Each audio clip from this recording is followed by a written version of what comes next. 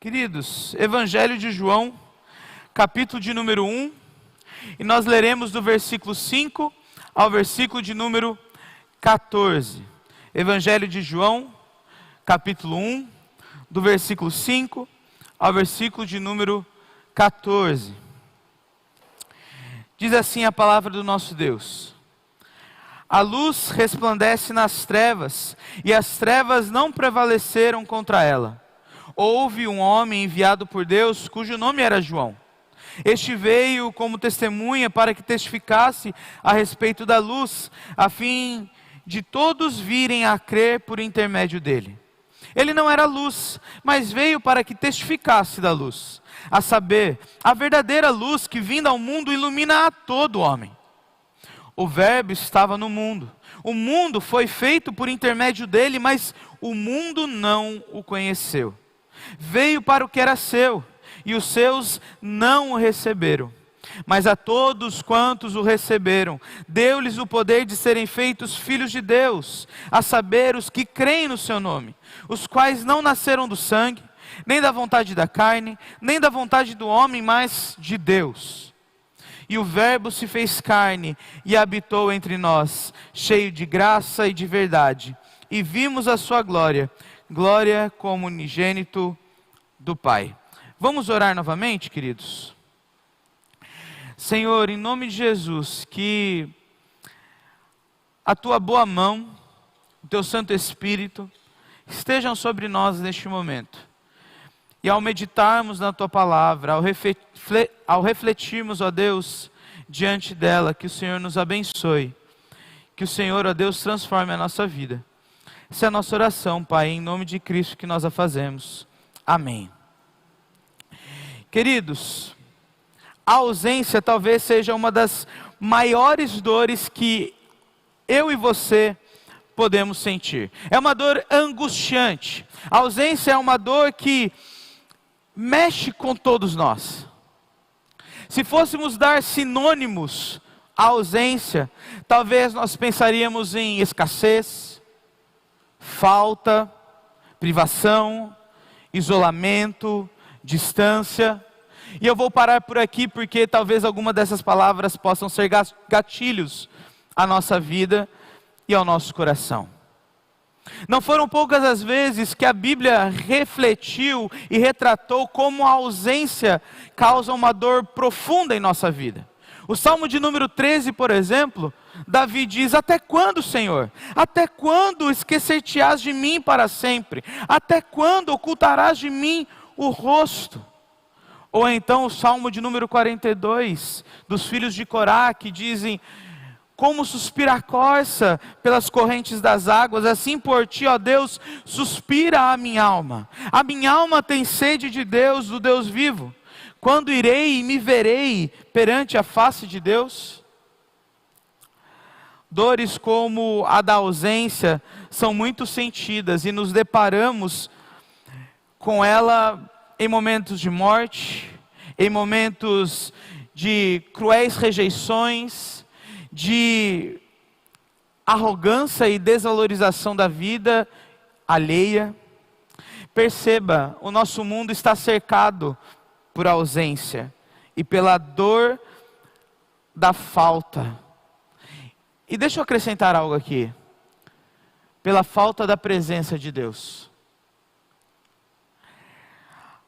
Ainda pior do que reconhecer que o nosso mundo tem deixado Deus de lado, é perceber como muitas vezes a minha vida e a sua vida tem negado a presença de Deus constante e incessante sobre nós. Ao ponto de muitas vezes nós colocarmos Deus no fundo da gaveta do nosso coração. Como eu não poderia deixar de dizer aqui uma passagem de Crônicas de Nárnia. Lúcia, conversando com Aslan, ela recebe a seguinte resposta: Aslan, eu estou no seu mundo. Aslan está dizendo, né? Eu estou em seu mundo, mas tenho outro nome. E você tem de aprender a conhecer-me por esse nome. Foi por isso que eu os levei a Nárnia, para que, conhecendo-me um pouco, venham a conhecer-me melhor. Eu estou no seu mundo, e vocês precisam aprender a me reconhecer. Certamente João não leu Lewis. João não teve a experiência de ler as Crônicas de Nárnia, mas com certeza Lewis leu João. Com certeza ele se deparou com esse texto dizendo: no princípio era o verbo estava com Deus, e o verbo era Deus. Provavelmente Lewis leu essas palavras e ele entendeu, ou talvez como nós vamos entender nesta manhã, que o objetivo principal de João é mostrar que nós precisamos aprender a conhecer quem é Jesus e a reconhecer quem é Jesus e que Ele se fez presente neste mundo e se faz presente em nossa vida. De fato, Ele esteve entre nós e Ele ainda está entre nós. João é certeiro em suas palavras, pois dialogam com a cultura e a filosofia da sua época. O Logos estava ali e a palavra fez todas as coisas, mas acima de tudo João retrata o poder criativo de Deus. O poder que criou todas as coisas, o poder que desde a origem fez todas as coisas apenas pela simples palavra. A precisão das palavras de João descrevem a majestade, a grandeza da realidade de Deus e como Ele se fez como um de nós. E esse é o grande propósito, revelar e apontar para Jesus.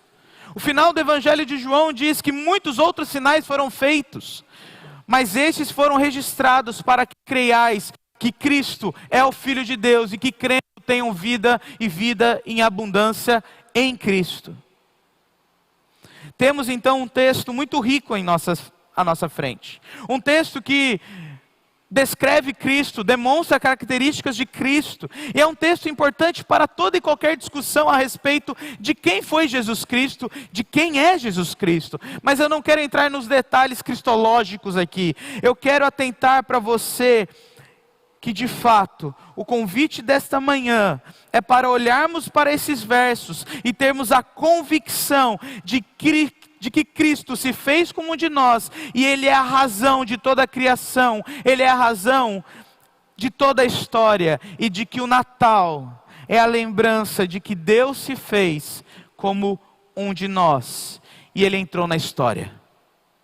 E a história não é mais a mesma, a partir do momento em que os pés do nosso Salvador aqui pisaram.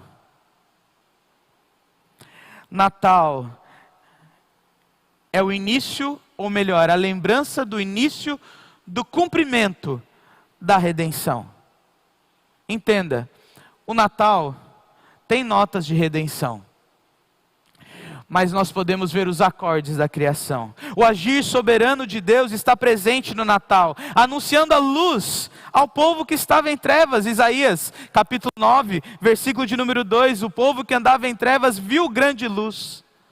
Revelando o poder libertador a todo o coração oprimido pelo jugo deste mundo. Isaías capítulo 9 vai dizer que esse Salvador que brilhou sobre o povo que andava em trevas, ia tirar o jugo deles e ia libertá-los. E atraindo para o seu reino homens e mulheres de todo povo, língua e nação. Natal é o nascimento da esperança e a revelação do poder e o chamado para fazer parte do povo recriado por Deus. Por isso, Natal é a presença de Deus entre nós. Natal é o chamado de Deus para uma nova criação. Natal é o tempo de reconciliação de Deus com o seu povo por Cristo e através de Cristo. E como diria Thomas Goodwin, Natal é a revelação de Cristo, o amor feito e revestido em carne. Por isso, nessa manhã, eu gostaria de compartilhar com você Natal, a presença de Deus entre nós. Natal, a presença de Deus entre nós. Como primeira mensagem dessa série, eu gostaria de iniciar dizendo a verdadeira luz do Natal. É muito clichê, né? Natal e Cristo é a verdadeira luz do Natal. Quantas vezes nós já não ouvimos sobre isso? Mas permita com que eu te chame a atenção para o texto. E para que você perceba como o texto diz que a verdadeira luz do Natal é Cristo. A partir do versículo 5, o evangelista João, ele faz um contraste entre luz e trevas. Entre luz e escuridão.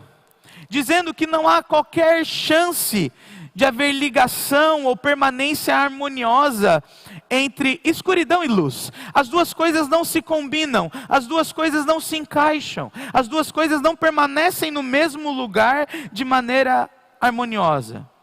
E é interessante porque o texto de João nos permite rebobinar a história até Gênesis, e ver o poder soberano e criativo de Deus, que diante das trevas disse, haja luz.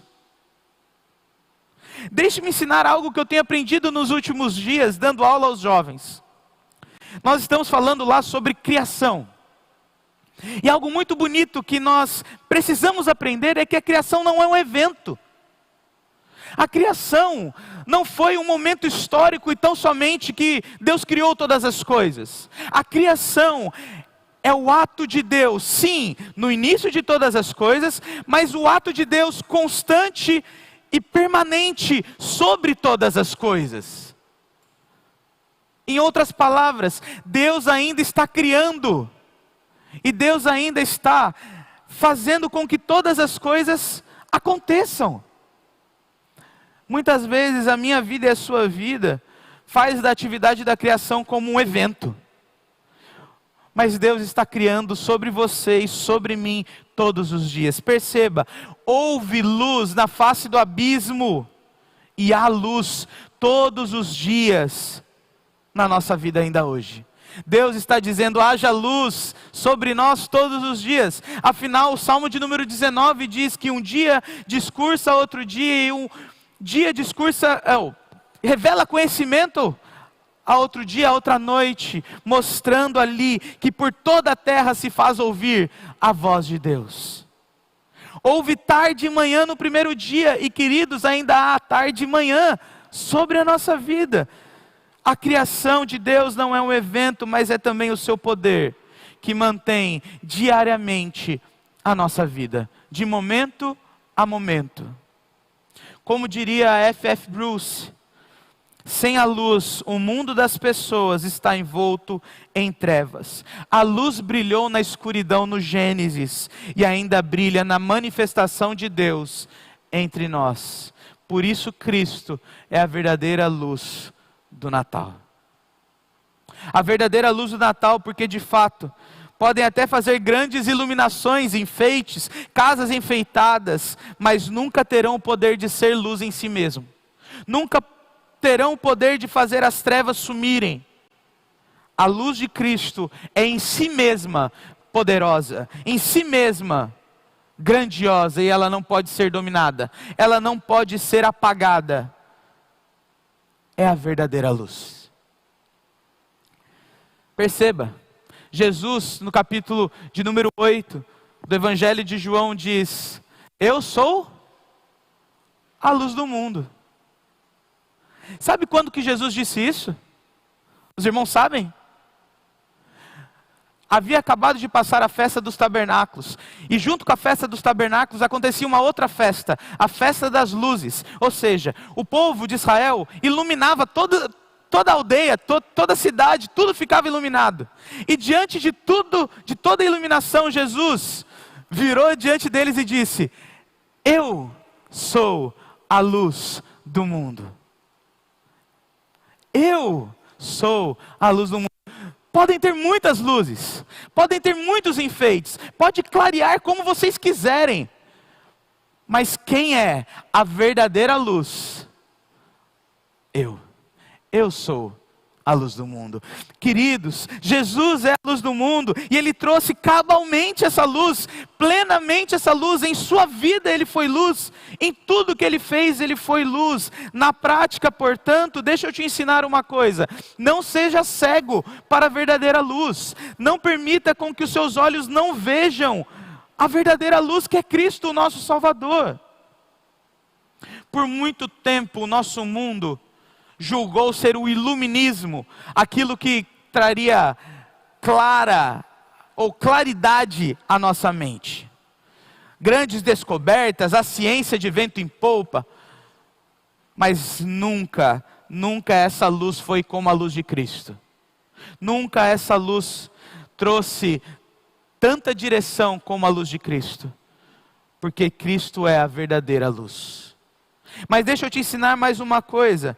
A luz que João aponta não é uma luz interior, uma iluminação interior, como o pessoal tem dito hoje, energia, luz de alma, você consegue, você pode, não, todas essas coisas, energia, luz de alma, seja lá o que for, são apenas cópias mal feitas, toscas, da verdade essencial e real de Jesus Cristo. Ou melhor, do próprio Cristo. Não há em nós mesmos a capacidade de ser luz. Precisou que no tempo oportuno, de uma forma misteriosa, como diria o apóstolo Paulo, brilhasse a luz sobre nós, a luz de Cristo. Portanto, não existe qualquer meio ou instrumento para nos levar ao resplendor, e como diria Salomão, brilhar e brilhar até ser dia completo, ser dia perfeito, do que a luz de Cristo, nosso Salvador. Você pode até tentar, eu posso até tentar, podemos até buscar, podemos até nos esmerar, podemos procurar, nos esforçar, mas o único ganho, como diria Salomão, é vaidade de vaidade e correr atrás do vento, fadiga e cansaço. Portanto, renda-se à luz salvadora de Cristo, o nosso Salvador. Renda-se. O poder de Cristo é criador de todo o universo, sustentador de todo o universo. Portanto, não tente criar o que já foi criado para a sua salvação. Não tente manter ou sustentar o que já é mantido pelo poder de Cristo. Renda-se a Cristo. Ele esteve entre nós, Ele está entre nós. Essa é a primeira parte desse sermão. Mas como segunda parte do sermão, eu gostaria de dizer que nós fomos adotados. Adoção como filhos. O evangelista João, no versículo de número 10, ele diz, olha, o verbo estava no mundo, o mundo foi feito por intermédio dele, mas o mundo não o conheceu. Veio para o que era seu e os seus não o receberam, mas a todos quanto o receberam, deu-lhes o poder de serem feitos filhos de Deus, a saber, os que creem no seu nome. No Natal nós conhecemos a mensagem de adoção. Cristo veio para que nós fôssemos adotados por Deus e feitos filhos e co-herdeiros com Cristo. No Natal nós conhecemos o nosso irmão mais velho. E deixa eu te ensinar mais uma coisa. John Frame é um teólogo americano, extremamente habilidoso e inteligente. E ele escreve sobre uma teologia, a teologia do senhorio de Cristo, ou a teologia do senhorio de Deus. E para ele essa teologia possui 3 pontos, como os presbiterianos amam. E esses 3 pontos são autoridade, poder e presença pactual. Autoridade é o poder majestoso de Deus. É como Deus é majestoso, rei sobre todas as coisas. Ele tem autoridade sobre tudo. O poder de Deus é como Deus age. E Deus tem todo o poder de fazer todas as coisas. Ele não tem só autoridade. Ele não precisa perguntar para você e para mim o que Ele quer fazer e como Ele vai fazer. Como Ele também tem a capacidade de fazer o que Ele quiser, como Ele quiser. Mas sabe qual que é a parte mais bonita da teologia do senhorio para mim? É que Deus faz, como Ele faz e quando Ele faz, por causa de mim e de você. E da relação que Ele tem conosco. Uma relação pactual, de aliança, de acordo. Por que eu estou ensinando isso para você? Porque quando nós olhamos para esse texto, o versículo 10 diz que o quadro não era muito bonito. Deus criou o mundo, mas o mundo não o conheceu. Pelo contrário, o mundo o rejeitou. O quadro ele é meio com traço sem forma, sem propósito, meio que perdido. Um rabisco por ali, uma pincelada meio fora de lugar. No entanto, e perceba, na mensagem do Evangelho sempre tem um porém. Todavia, Deus enviou o seu Filho para mudar a direção desse quadro e fazer uma bela pintura. Deus se revelou a nós pactualmente, em aliança, e nos atraiu para si em Jesus Cristo. E diz o texto: e todos quantos o receberam, deu-lhes o poder de serem feitos filhos dele.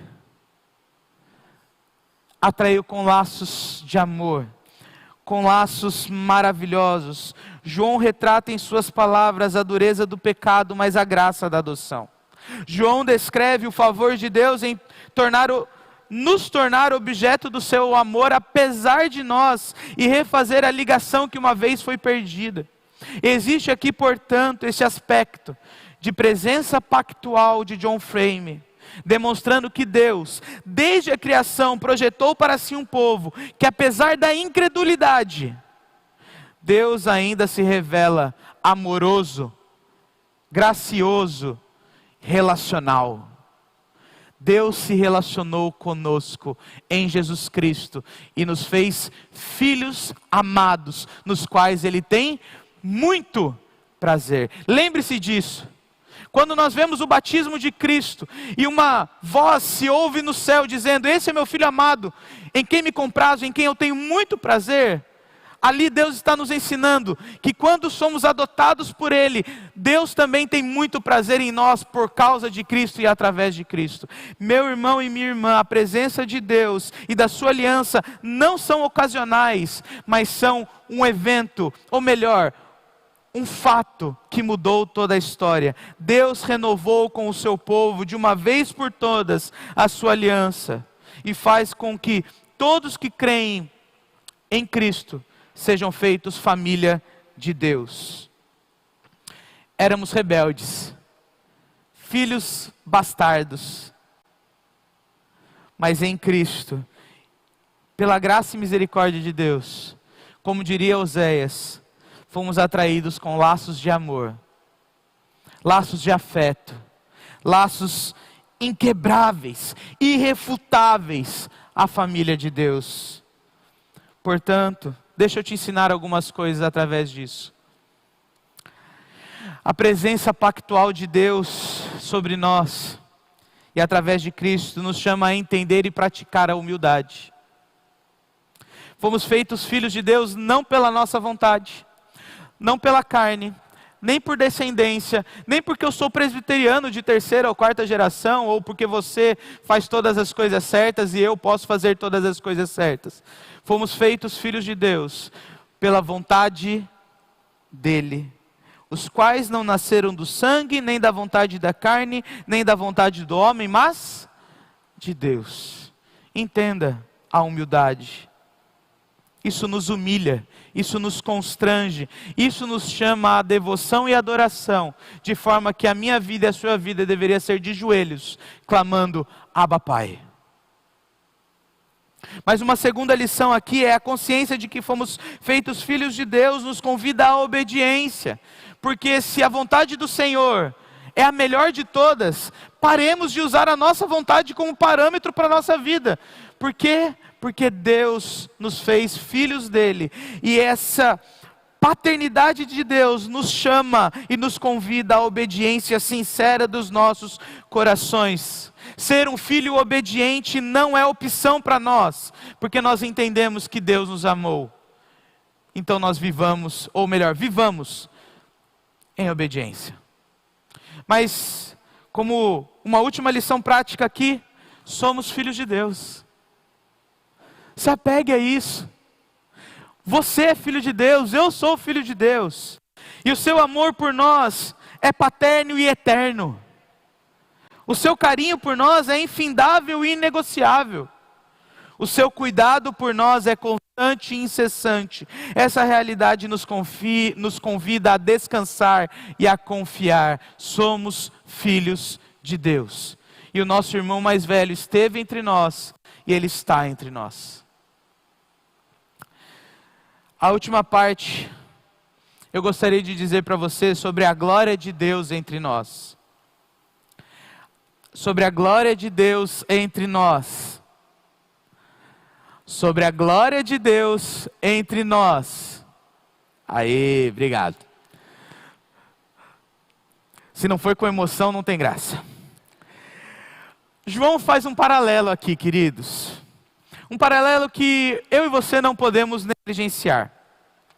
A criação está no seu discurso. João fala da criação, porque o versículo 1 diz que no princípio, e ali ele já está voltando ao início de todas as coisas.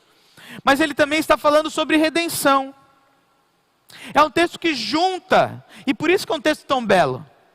E ele nos chama a entender mais uma vez, então, que Deus está criando e recriando todas as coisas diariamente, em cada momento, mas ele também está mostrando que Deus está provendo para mim e para você redenção, de forma que nós sairemos do jardim e chegaremos à cidade celestial.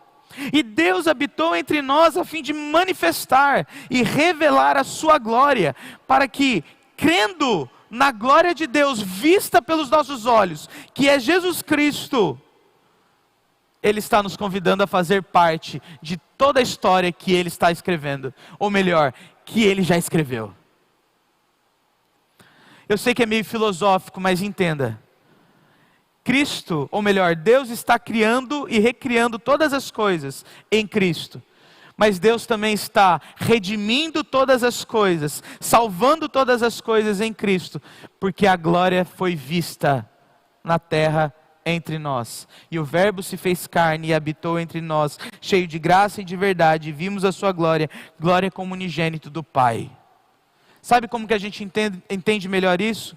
Filipenses capítulo 2, quando o apóstolo Paulo diz que o amor de Deus foi tão grandioso e tão belo, que Cristo abriu mão da sua glória e assumiu forma de servo para a nossa salvação. Ali Paulo revela a realidade de Cristo como Deus homem, de forma que podemos entender as palavras de João.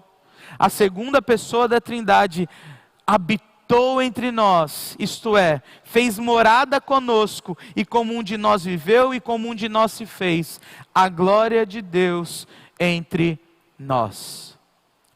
Calvino, sobre isso ele diria assim: foi sobremaneira útil para essa causa que fosse tanto o verdadeiro Deus como homem, aquele que haveria de ser o nosso futuro Redentor. Cabia a ele absorver a morte. Quem o poderia senão a vida? Cabia a ele vencer o pecado. Quem o poderia senão a própria justiça? Cabia a ele abater os poderes do mundo dos ares. Quem o poderia, senão o que é superior em força, tanto ao mundo como ao ar? Na posse de quem está a vida, a justiça, o império do céu e das potestades, senão em poder do próprio Deus? Portanto, o clementíssimo, o misericordioso Deus, fez a si mesmo na pessoa de Cristo, o nosso Redentor, quando nos quis redimir. Jesus habitou cheio de graça e de verdade, e desde o primeiro momento de Cristo, como homem, a sua graça já era derramada para a nossa salvação. E a essência de Jesus contrasta com as sombras do que o haviam precedido, mostrando que Ele é a verdade. Cristo é o cumprimento de tudo quanto foi dito que aconteceria. Cristo é o fim de todas as coisas. Ele é, e apenas é, o Deus encarnado e o merecedor de toda glória. A habitação de Deus conosco é a sua presença.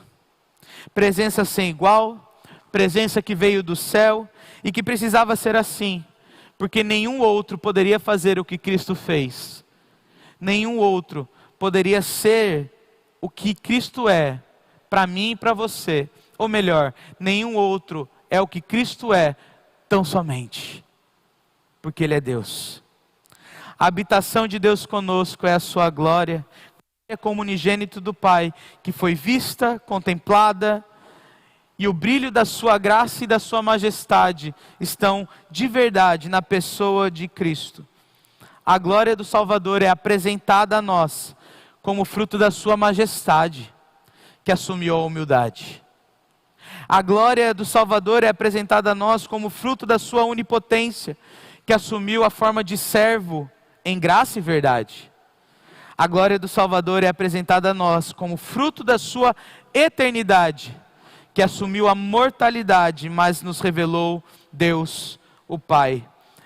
O que isso tem a ver? O que isso muda na minha vida e na sua vida? Primeira coisa, temos um Salvador que se compadece de nós, mesmo que Ele seja glorioso.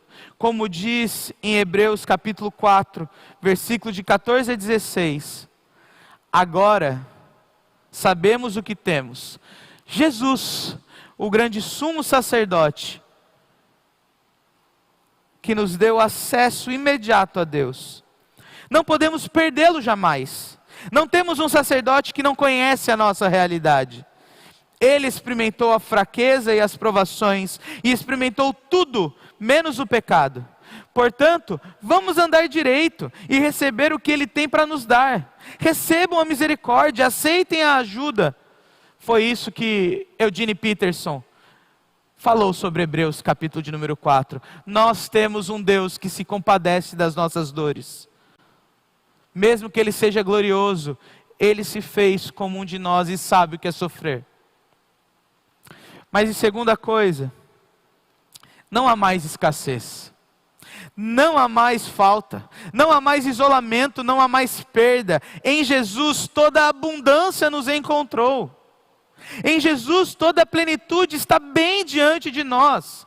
Em Jesus toda a riqueza se tornou nossa. Em Jesus toda a satisfação é possível. Em Jesus toda ausência se desfaz e toda presença e abundância se constroem. E por fim, o Marcos deu um spoiler da minha pregação. A glória de Deus habitou entre nós. Jesus Cristo é a glória de Deus. Ele é a nossa glória e a nossa salvação. E somente por Ele temos paz com Deus. Portanto, nós nos gloriamos e nos gloriamos em tão somente Cristo, o nosso Salvador. Meu irmão e minha irmã, quando eu olho para você, eu vejo a glória de Deus. Não por causa de você, mas por causa do nosso irmão mais velho, Jesus Cristo.